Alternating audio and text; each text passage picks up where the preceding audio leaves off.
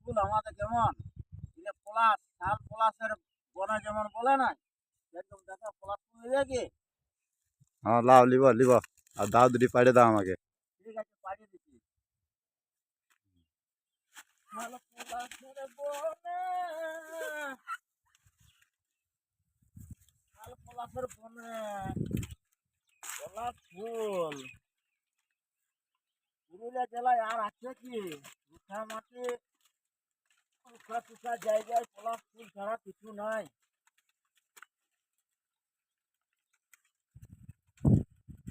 পলাশ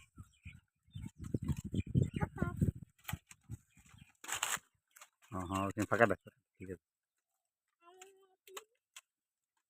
এটা ঝুমো ঢোক, পলাশের নিয়ে একটা ঝুমো ঢোক। ঝুমর হুম। পুরুলিয়া জেলায় এমন কয়েকটা উপাদান আছে যেমন পলাশ ফুল। পলাশ ফুল যে কোনো লোক দেখলে ইয়ার কোনো পাতা থাকে সবুজ কিন্তু ফুলটা এত লাল, ওই লালটা দেখলেই মন ভরে যায়। পুরুলিয়া মানুষের গরিব লোক হইতে পারে, রুখা সুখা হইতে পারে, কিন্তু এত পরিবেশ কোথায় পাবে? পাবে শুধু পুরুলিয়ায়। পলাশ ফুলটা হলিয়ে কিরকম কাজে লাগা হয়? পলাশ ফুলটা হোলিতে তোমার এই যে লাল, হোলিতে প্রচুর কাজে লাগবে। হোলির রং যেমন সেরকম পলাশের রং, বুঝলে অজয় দা? তোমরা তো সারাই ঘুরছো।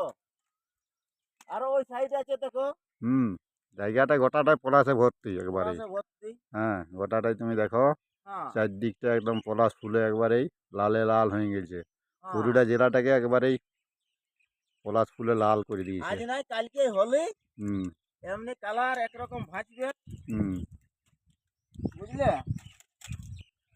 এটা হচ্ছে জায়গাটা কোথায়? এই জায়গাটা কোন জায়গা বটে? এটার লোকেশনটা একটু বলো মানে। আচ্ছা এই জায়গাটা, হ্যাঁ জায়গাটা তোমার পাড়া হুড়া কাশীপুর, ওর মাঝখানে গোপীনাথপুর গ্রাম। হুম ওইখানে গোপীনাথপুর। যে আছে লোকনাথ মন্দির, ওইদিকে যাচ্ছে তিলগড়া দিকে, হুম ওই জায়গাটাতে বটে। ভেলাটাড়ি না কি জায়গাটা না? মেলাটায়, হ্যাঁ ওই যে সদানন্দর পোল্ট্রি ফার্ম, হ্যাঁ ওই জায়গাটায়। হ্যাঁ ঠিক আছে। যদি কারো জায়গাটা দেখার আগ্রহ থাকে হ্যাঁ তাহলে সদানন্দর সঙ্গে যোগাযোগ করে আসে। হ্যাঁ এই যে পলাশ ফুলের যে মেলা এখানে লাগিয়ে গেছে হ্যাঁ সেইটার আপনারা উপভোগ করতে পারেন। হ্যাঁ। নমস্কার।